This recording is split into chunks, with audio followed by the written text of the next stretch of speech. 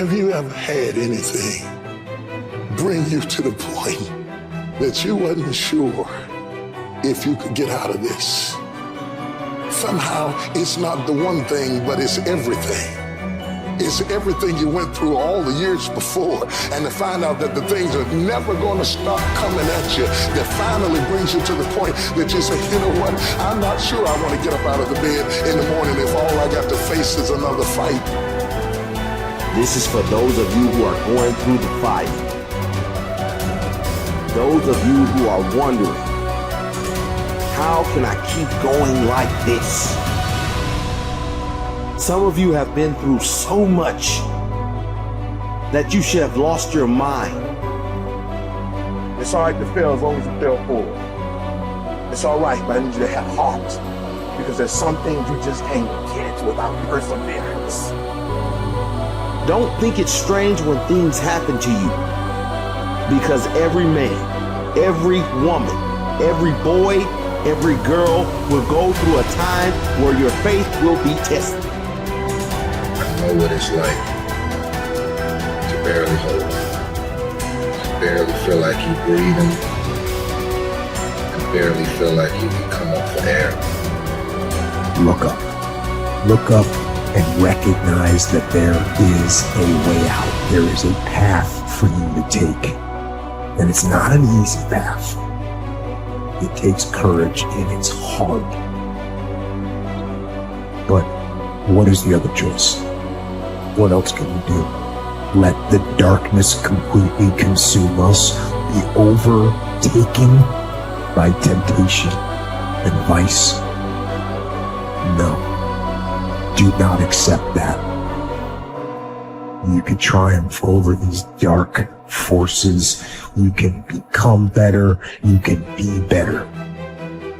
You got more than you think. You can do more than you think. You can go further than you think. You can have more than you think. And stop blaming somebody else over what you don't have. It's time for you to know what you got in your hand. Stand up for your dreams. Stand up for what you want in your life. Decide that your life is so meaningful to you, that you love you and you love life so much that you're going to stand up for what you believe in, because you can fall for anything. And so by being committed to everything that I started, I finished it. It built a certain type of spirit. It built a certain type of mentality. And so now I couldn't quit even if I wanted to. I couldn't stop even if I wanted to. I had too much sweat equity in my life and everything that I was doing. When it gets tough, I'm gonna press my way. When I get tired, I'm gonna press my way. When it's not convenient, I'm gonna press my way. When my heart is broken, I'm gonna press my way. When I'm rejected, I'm gonna press my way. When I'm broke, I'm gonna press my way. When I'm despaired, I'm gonna press my way. You would just believe that your day coming, that the sacrifices you are making today, they gonna pay off. But if you do not believe, it ain't gonna happen. So I need you to work on your faith. I need you to wake up every day and say, today ain't today, but my day coming. And I will not give up until I get to that day. I will not stop. I will not give up. I will not give in until my day comes.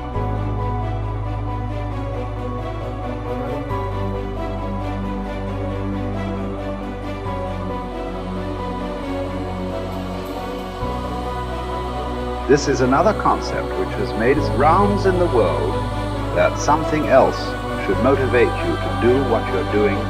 If what you are doing is significant enough, you don't need any other thing to motivate you.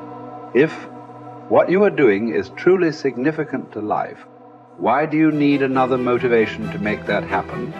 If you really understand and experience that what you are doing is truly important for every life around you, you don't need a motivation. Life just goes on. See, does your heartbeat need a motivation to keep it going? I'm asking you. All the life processes is not asking for any motivation, isn't it? Monsoon is coming. Any motivation? No, it's coming year after year, because the natural process is going on. Simply like that. In you and me, life is on. What I'm telling you is, if you are doing something which is aligned with the fundamental life process of who you are, This can find a million expressions. It need not be just spiritual teaching. It can find a million expressions that what you are doing is aligned with your fundamental life process. Then you will not need anything to motivate you. Simply, as a part of life, it will just happen. How much you do simply depends on how much time you invested on upgrading yourself. The problem with the world right now is people are always trying to upgrade their activity. If you upgrade your activity without upgrading yourself, you are bound to break up somewhere. It's like you went on a Formula One track because you want to be on a fast track, and you went with your Maruti 800. Suppose you hit the right kind of speed. All the four wheels will go in four different directions. It won't hold up. If you want to be in that kind of speed and that kind of track, you must prepare the machine. Upgradation of this one is important. If you upgrade yourself, activity will simply happen. Many people around me, many times think I'm superhuman because of the activity that I perform. This is not about being superhuman. If you explore the possibilities of being human, if you explore the possibilities of the immensity of being human, you will realize you don't have to be a superhuman. Being human itself is super. So you will not need any external drive or some other inspiration. The very process of life will do it. It turns out 95% of who we are by our midlife is a set of memorized behaviors, unconscious habits, hardwired thoughts and attitudes, conditioned emotions that are so familiar to us that it doesn't even feel like fear, or it doesn't feel like sadness. It's just who we are. It usually takes crisis or trauma or disease or diagnosis or the lowest point in your life where you're knocked to your knees. And for that moment, you actually have a view of yourself outside of yourself. You can see yourself from a different state. The facade, the whole illusion is over.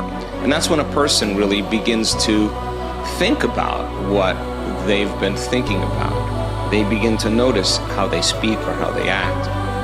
And I think they begin to pay attention to those feelings on a more regular and conscious basis. And the word meditation, I looked this up because when I started my journey, I'm very scientifically minded.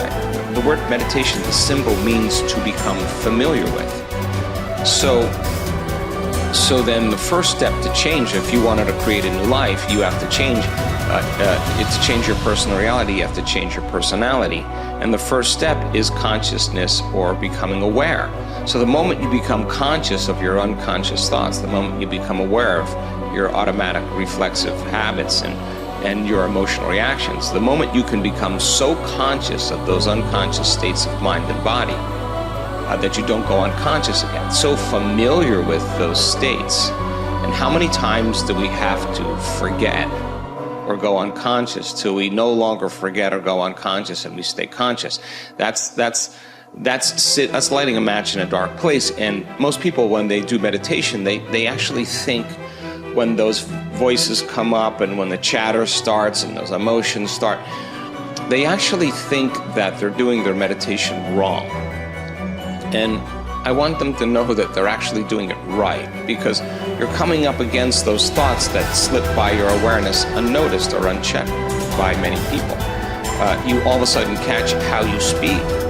And people say, if I really want to be happy, let's think about this.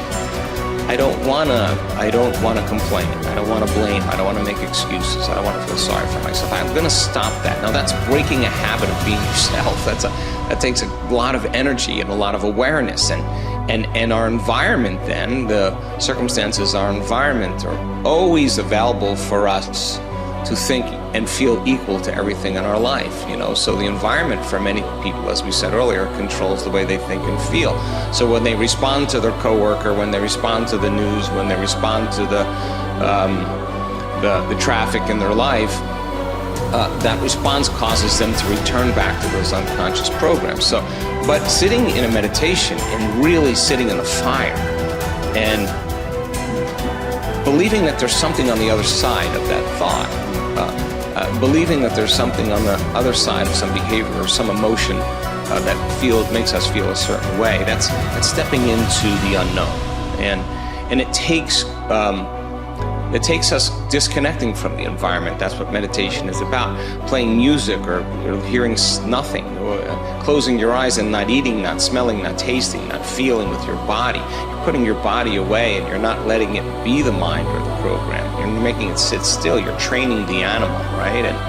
And a person starts feeling emotional and they catch themselves starting to feel those emotions. Instead of letting that emotion drive certain thoughts or actions, that person settles the body down in the meditation and brings it back into the present moment, and that's a victory.